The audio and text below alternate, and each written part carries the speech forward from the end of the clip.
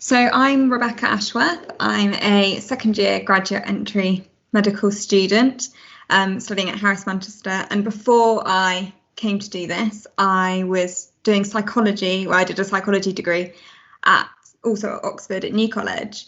Can I just check that you can see my slides? If one of you could just say yes.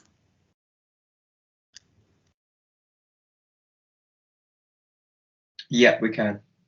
Thank you. Thanks. Great. So today we're going to be talking about normal and abnormal development. So we're going to be covering like ADHD, autism, and a little bit of adolescence and psychopathology. Okay. So it's all based on your syllabus, and I've kind of gone through some friends' notes because we did a slightly different course to make sure that it's as close to what you're going to need as possible. Yeah. So these are our learning objectives for today. So we're going to cover the basic principles of development with Down syndrome, Williams syndrome, and Fragile X. And then we're going to go through some acquired developmental disorders such as trauma and brain injury, then ADHD and autism, adolescent psychopathology, and risks for psychopathology. Okay. So first, the basic principles of development. So the brain is very plastic, which is important for development of cognitive functions and early acquired brain damage. There's gradual changes between childhood and adulthood, but you need to determine what causes these changes. So you've got the whole nature versus nurture argument. So nature being the genetic changes that determine the sequence of development independent of your environment, and then nurture the events that are happening to you that will determine how you end up. So that kind of comes into the classical conditioning stuff with all the Pavlov's dogs and how when you begin to associate certain things with rewards or punishments, and that alters your behaviour as you grow up. Then you've also got to think about critical periods. So there's going to be events that have to happen during your development in order for you to develop normally. And there's critical periods during the toddler and adolescent stages, which are particularly important for these events to occur in order for you to proceed to adulthood kind of without any hiccups. So Piaget was a French psychologist who was a developmental psychologist. He studied his own children and came up with this formulation of the different stages of development. So you start in your sensory motor stage from birth until you're 2 years old, when you start to be able to differentiate yourself from others and objects, and you recognize yourself as able to do actions that will cause effects on the world around you, and you can act with intention.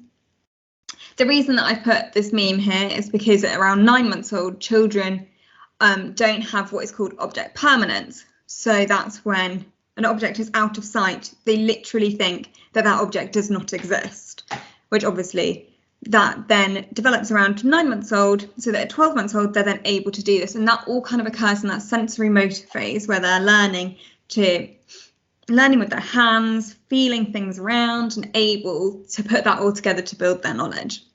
Then you have the pre-operational stage, which is 2 to 7 years old, where they learn to use language, represent objects with images and words, and think egocentrically. So they're able to understand themselves as an agent, and they think about everything kind of based around themselves.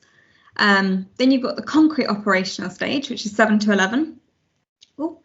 Where they are able to think logically about objects and events and classify objects according to several features. Then you've got formal operational, which is the kind of secondary school years, where they're able to think abstractly about and test hypotheses systematically. They're able to concern themselves with hypothetical and ideological things, and also have more of a concept of the future as an entity in itself. Okay. I just wanted to show you this study, which I thought was really good for demonstrating the pre-operational stage. So that's 5 to 7 year olds. And here, when you have the tall glass versus the short glass, even though they both have the same volume in them, children take a very long time to develop the skill to know that that they're both the same, and they always think that the tall one has more in it than the small one. And they will even think this when you pour from one glass into the other and they've seen the transformation, they still think that the tall one has more in it. And that is kind of a skill that they develop over time specifically in the pre-operational stage between 5 and 7. It's the same with these checkers, where the checkers are spread out, and they'll tell you that the one where they're more spread out has more checkers in it than the one that's narrower. And each of these skills develops at a different age. So the 5-year-olds will be better at understanding the checkers than they are the water, and the water is kind of the last thing to develop in their skills. And this is all done by Piaget for him to develop his understanding of his different groups. So I just wanted to run through what executive functions are, because they come up a lot in developmental psychology. So executive functions kind of come into these categories. So you've got attentional control, which is your ability to choose what you're going to attend to. Cognitive inhibition, which is the ability to filter out unnecessary stimuli. Inhibitory control, the ability to stop actions that are not appropriate. And then working memory, which is the memory that you're able to hold in your mind at any one go. Cognitive flexibility, so the ability to change between tasks and multitask. Then you've got higher executive functions, which require simultaneous use of the multiple basic executive functions, and also include planning and fluid intelligence, or problem solving. So I hope that makes sense. So then that will help us understand abnormal development. So these are examples of abnormal development that are based on genetic causes, and it shows the different ways that genes are able to manipulate the development. So in these examples, all of these conditions have many health problems associated with them, but obviously we're going to focus on psychological kind of things here. So in Down syndrome, which is trisomy 21, the social development is actually mostly normal, although a lot of children will come across overly happy, and people consider them to be particularly happy people. But overall, their social development is pretty good.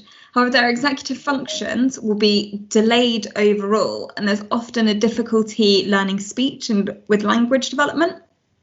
Whereas in Williams syndrome, which is the deletion of chromosome 7, these children are incredibly friendly, almost to a fault, where they are incredibly trusting, they trust strangers, and they come across kind of overly bouncy and overly enthusiastic when you meet them. Then their executive functions, their visuospatial tasks are really, can be quite bad, and they're very hypersensitive, by which we mean to auditory or visual stimulation. So when there's more than one thing going on at a time, they can get very overwhelmed by all the sensation. However, their verbal skills are very spared, unlike the Down syndrome children. Then in Fragile X syndrome, there's a CGG repeat on chromosome X. They are very similar to autistic children often, and there's a high comorbidity there.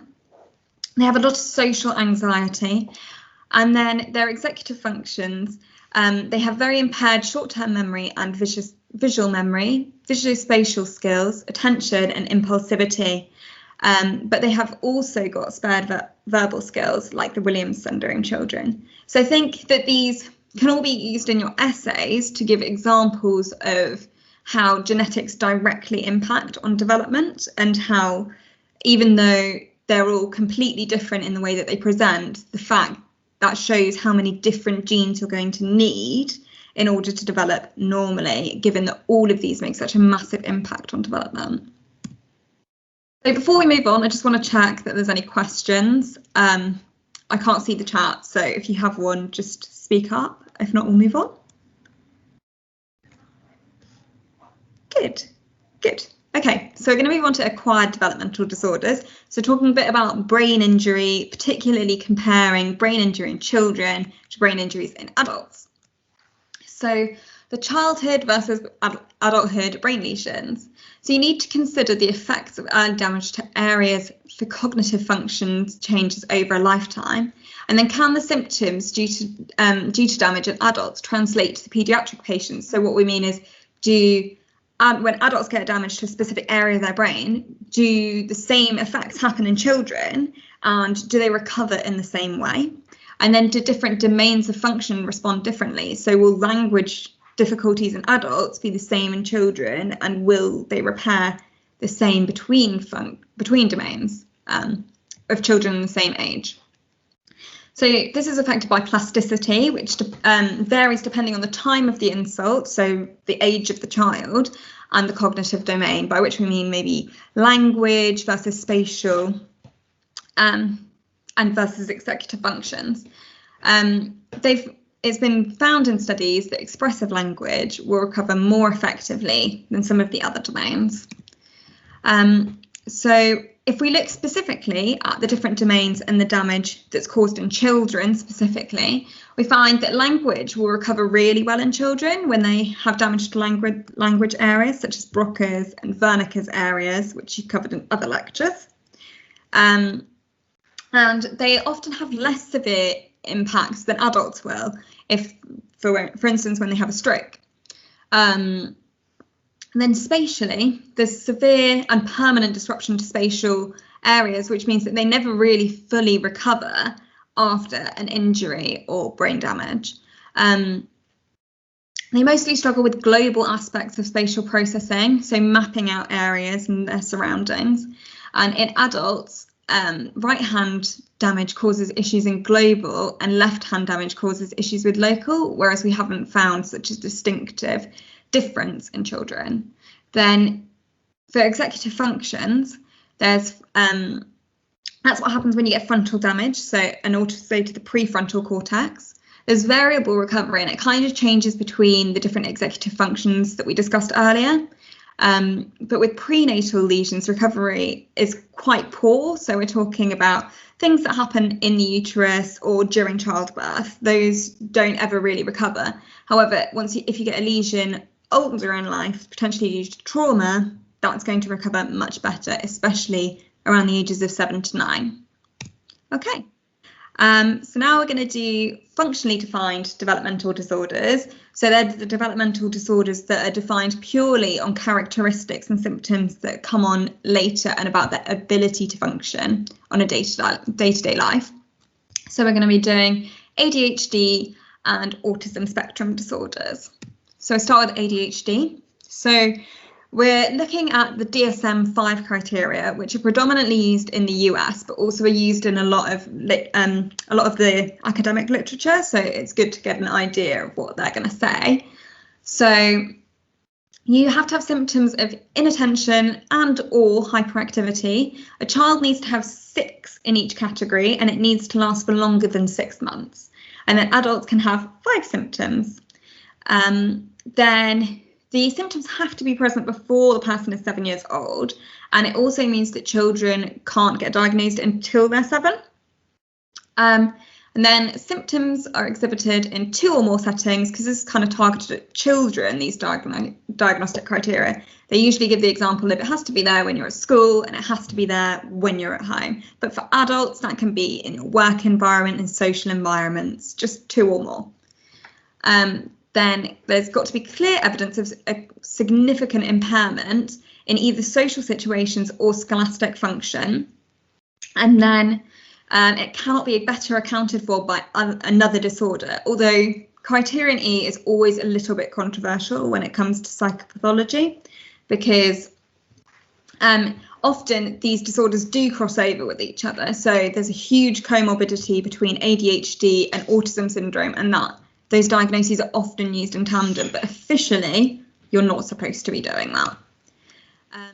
So I just wanted to run through with you what some of the symptoms are for inattention and hyperactivity. So if you have an inattentive child, you're expecting one that is very bad at listening to people.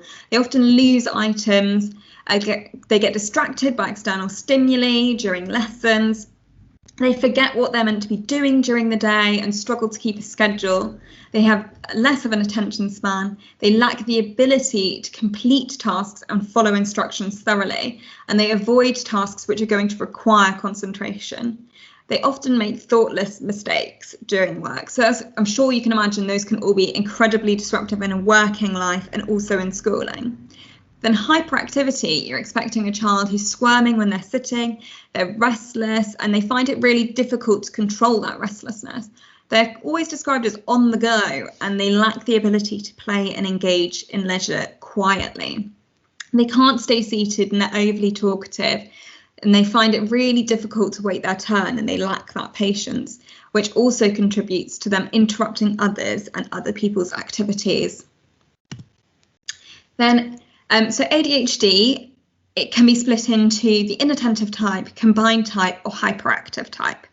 And there's a shift throughout development. So in children, there are more hyperactive types than there are in adulthood.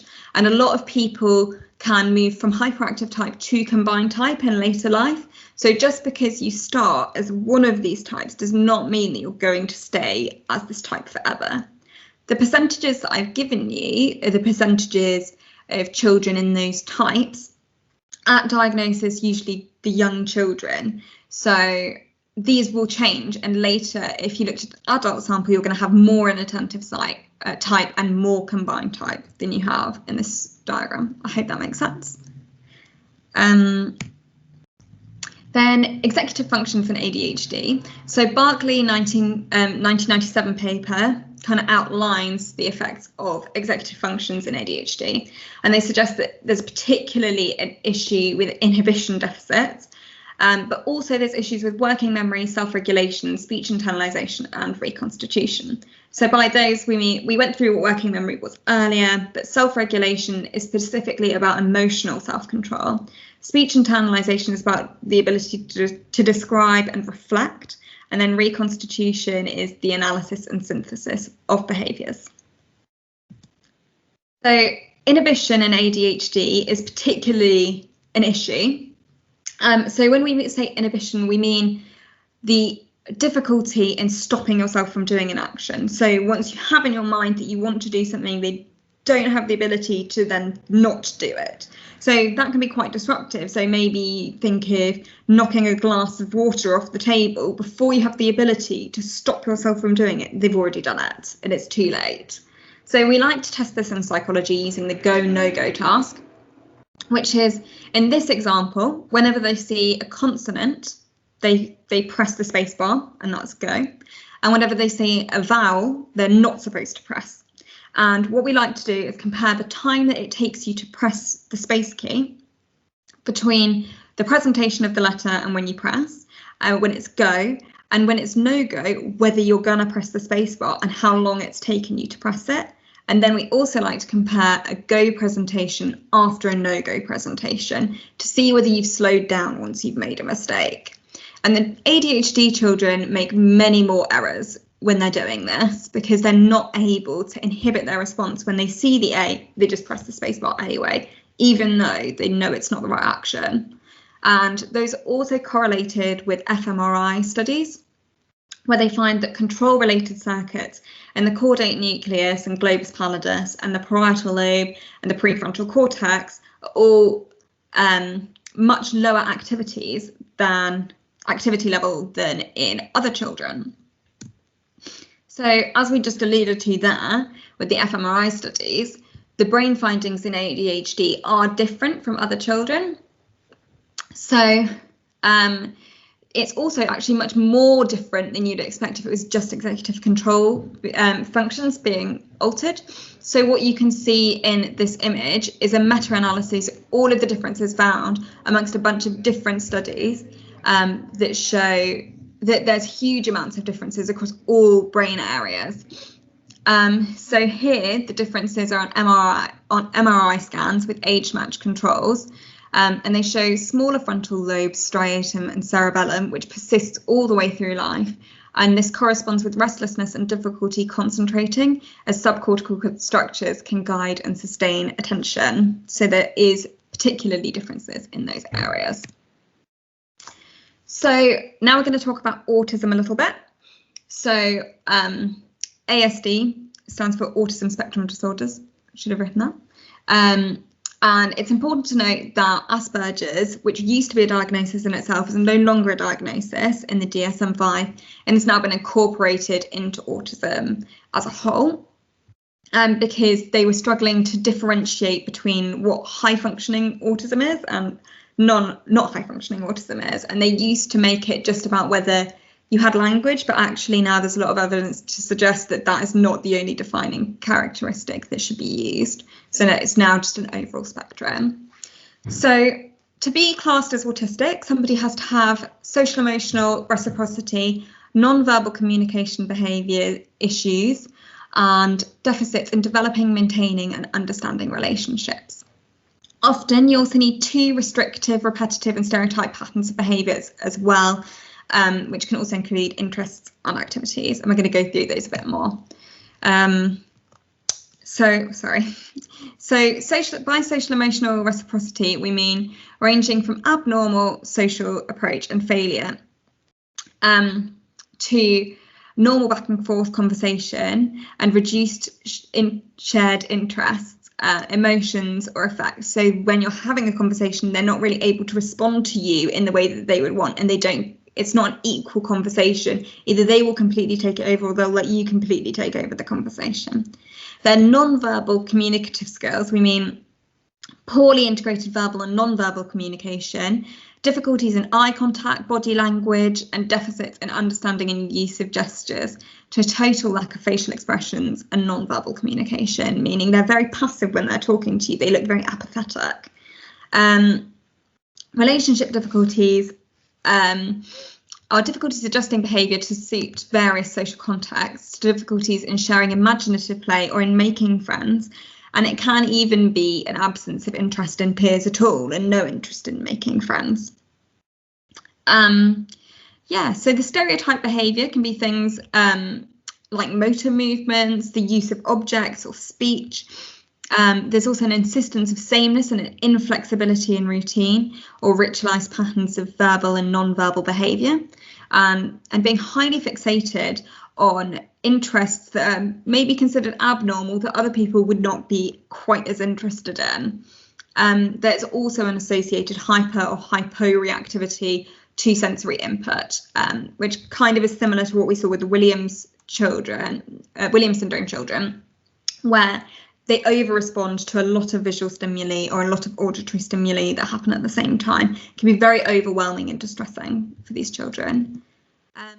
So one of the main theories, which kind of has been led by Baron Cohen, is the idea that autistic children don't have theory of mind or aren't able to mentalise, which is the ability to be able to understand that somebody else's perspective might be different from your own.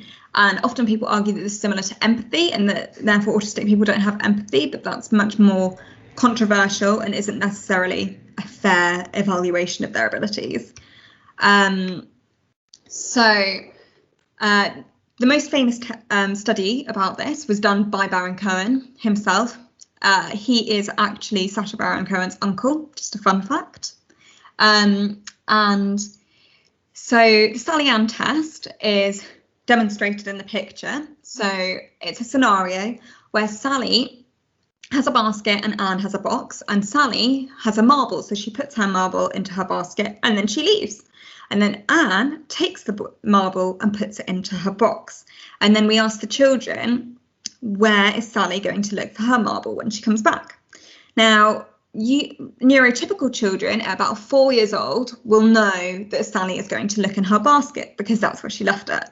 Whereas the autistic children, until a much later age, will say that it's in the box because they know that it's in the box and they're not able to put themselves in Sally's position and understand that it's actually that she thinks it's in the basket. That skill actually does develop in autistic children. It just develops much later than in neurotypical children. So we're usually expecting that to come in about 7 or 9 years old.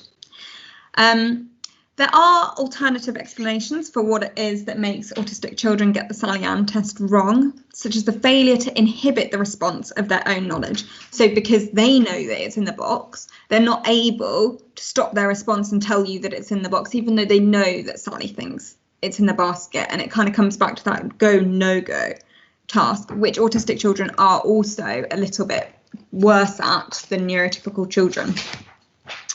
Another theory of why autistic children get all of their deficits is the weak central coherence theory. So the picture here, if you see an H, then that is global coherence. That's the ability to put together all of the things that are part of that image and see them as one. whereas weak central coherence is only seeing the S's and not being able to put together all of those separate elements and make them into the H. So here, autistic children are much more likely to report that they see an S before they see the H, whereas neurotypical people will say that they see the H first. There are two aspects to weak central coherence. There's perceptual and conceptual. So perceptual is a preference to process information locally rather than globally. And conceptual is a failure to process contextual meaning or use prior knowledge. So an example of this is Snowling and Frith.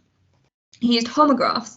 So they put the sentences, the actor took a bow versus he shot it with a bow and arrow, and they asked children to read out the sentences. And autistic people are much more likely to get the pronunciation wrong. So say the actor took a bow or he shot a bow and arrow instead, because they look the same and they don't take into account the context of the whole sentence when they read it out.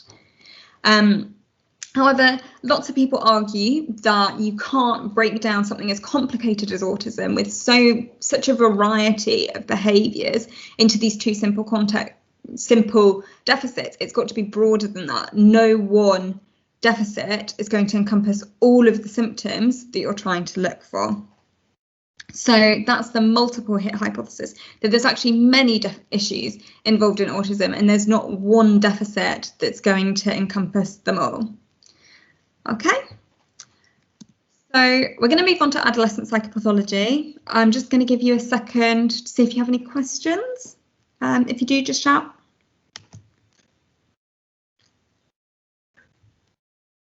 No? Fab. Great. Okay, I'll presume that everything's going well then. So what is adolescence? It's the physical, psychological and social transition between childhood and adulthood, which I'm sure you all know. What's required during the teenage years is to respond to changing expectations that others have of you, and also the change in your physical appearance and the way that people react towards your new physical appearance. The ability to think abstractly about concepts, like we discussed with Piaget's theory and the secondary school children's ability to think abstractly and form hypotheses. Then also there's a shift between becoming more family orientated as you are as a young child to becoming peer orientated and focusing more on your friends, where most of your actions are targeted towards them. Then there's also increased risk taking and novelty seeking behaviours. In this age group, due to a lot of the transition, there's a 200% increase in psychiatric disorders incidences from childhood, so an increase between childhood and adolescence of 200%. The development in this stage isn't actually linear, so it happens in stages. It isn't a consistent line of development where you gradually just get more and more mature. And you need to consider, when is adult-like emotional control actually reached, and what is it that constrains adolescents from reaching that emotional control earlier? So we're going to talk about some of the cognitive changes that happen in adolescence. So obviously a lot of biological things happen in this time, particularly endocrine changes. So you've got adrenarche, which is the activation of the HPA axis, resulting in increased circulating levels of weak adrenal androgens that contribute to the secondary sexual characteristics. Then you've got gonadarche, which begins with the activation of the HPA axis and ends with reproductive maturity. It involves the release of pituitary LH and FSH and induces maturation of the gonads, which secrete gonadal steroids such as estrogen and testosterone. Then you've also got the growth axis activation, which is probably less relevant to your psychological development, but obviously is still a hormonal change that happens at this time and results in your growth spurt. Then there's also a lot of environmental changes. So you become more socially oriented, like we discussed, and you become more focused on your friends and move away from family. Which is a massive change in outlook for these children, and it's very hard to navigate in teenage years. So yeah, So adolescence and social upheaval. So social interactions take on different values, and they become much more important and much more integral parts of your life. And if there's difficulties in establishing relationships, that often leads to psychopathology, and this age is particularly important for developing strong, good relationships. And if there's an absence of that, there's many studies showing that this leads on to psychopathology, whether it be depression or anxiety or psychosis. Then part of social cognitive development requires reading social cues, which hasn't previously been needed. So they need to process expressions, regulate their responses to somebody else, and learn about threats and safety in a way that they haven't needed to before because they've had their parents present. Then there's the influence of the social environment, which we've been kind of touching on. So here, I know this is a very busy slide, but we'll go through it. So you've got the three main elements. So your comparison with peers, peer importance, and the effect of peers on risk. So I'm just going to go through a few studies for you so that you can include them in your essays if you choose to write about this. So for comparison with peers, we've got Benenson and Schnizani, 2004, which was a self-report method, so questionnaires comparing reactions of 18-year-old girls and boys to performing better than or equally to their peers. So they asked them to compare themselves romantically and academically in hypothetical and actual situations to their friends, and then asked them how they felt about the fact that they were doing better than or the same as their friends. And in females, they were much more positive when they were performing the same as their friends, and more negative when they were outperforming their friends. Whereas males didn't differ particularly between performing better or performing the same as their friends. And it's unclear how much is social environmental differences and what are hormonal differences, but it'd be interesting to compare those. Then peer importance.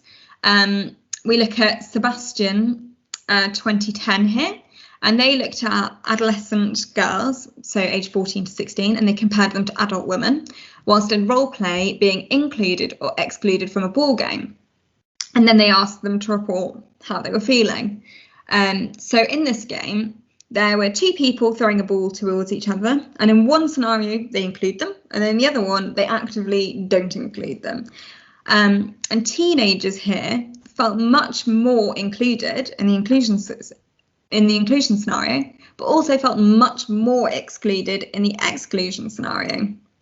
And then when they did fMRI studies, they could also found that in teenagers, their brains were much more active when they were being excluded than the adults were.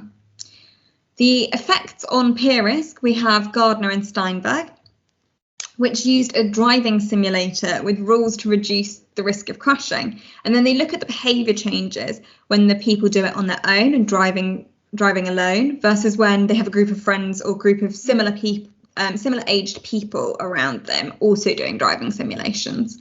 And for the adolescents, as you can see in this graph, sorry, it's a little bit blurry, the adolescents are massively impacted by the presence of others. So the black lines here are when they're in a group, and the lighter lines are when they're on their own. And then the risk-taking behaviours is anything above that central line. So the adolescents are taking a lot of risky behaviours when they're surrounded by their peers, whereas when they're alone, they don't really take that many. They still take more risky behaviours than the young adults and adults, but they're not taking anywhere near as many as they are when they're surrounded by their friends.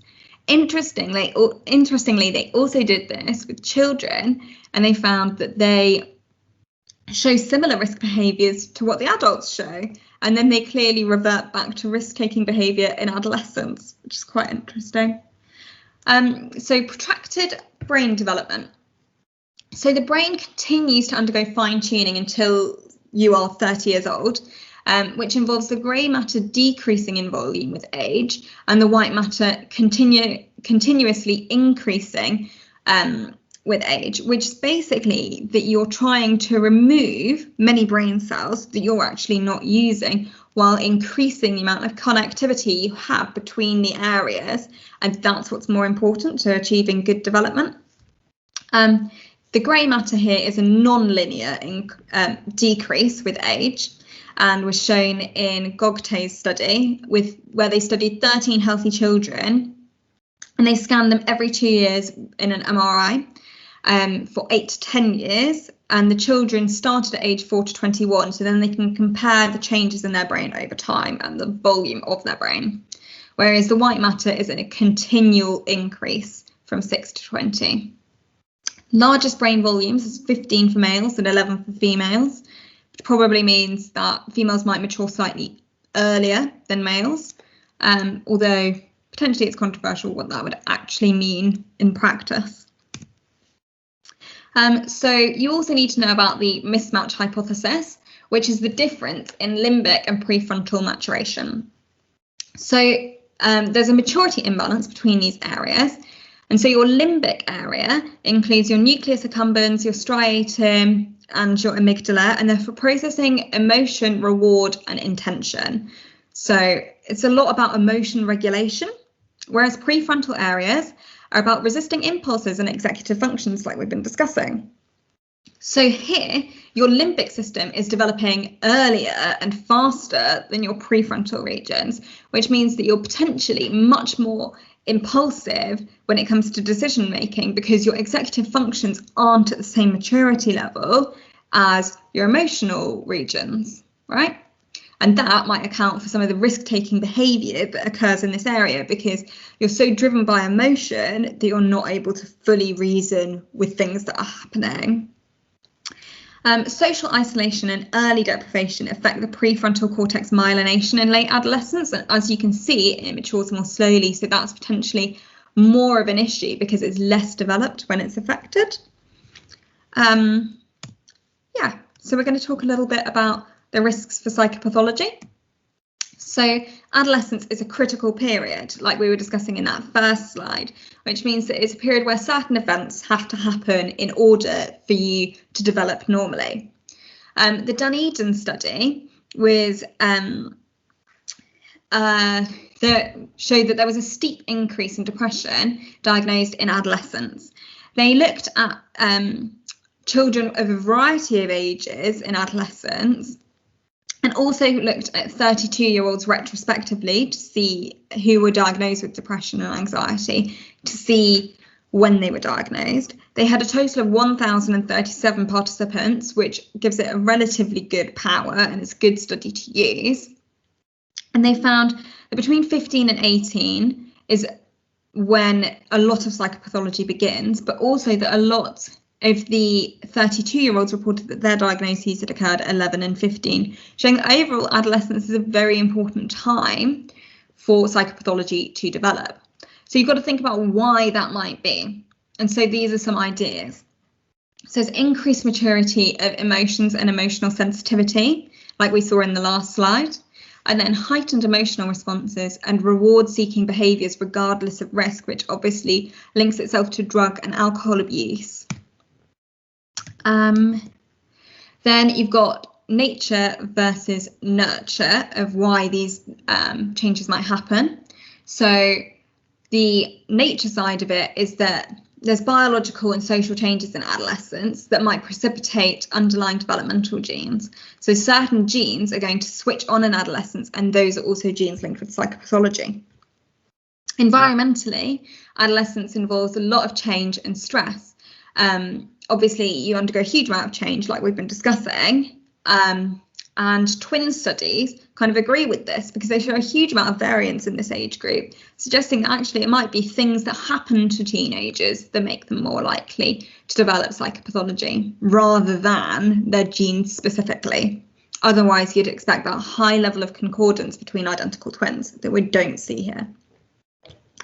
It's likely, though, that you can't rely on one theory or the other, and actually it's a mix of the two, right? So mood disorder presentations are accounted for by genetics and the number of environmental hits you get, right? So you might be genetically predisposed to getting psychopathology, and then certain things have to happen to you in your life for those genes to actually become active and cause you to become ill. And it can't be one or the other, you need both in order to develop psychopathology. So I think that's bringing us to the end of our lecture. Does anybody have any questions?